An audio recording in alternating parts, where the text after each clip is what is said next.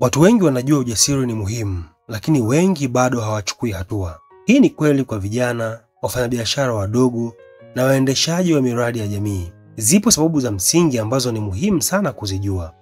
Sababu ya kwanza ni clarity deficit, yaani ukosefu wa uwazi.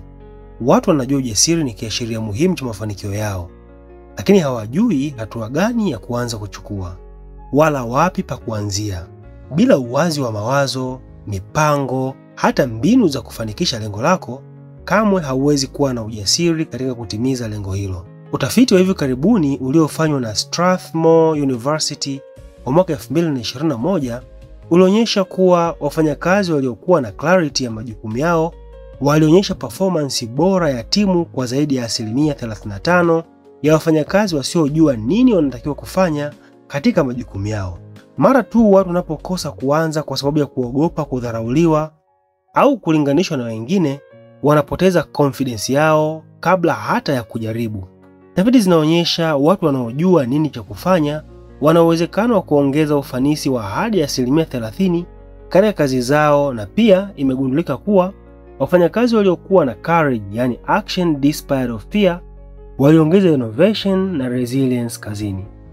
Mazingira pia ni sababu muhimu ambayo huchangia kuondoa ujasiri na nguvu ya kuanza, hata kama mtu anajua athari za kutokuanza na kutokuwa jasiri.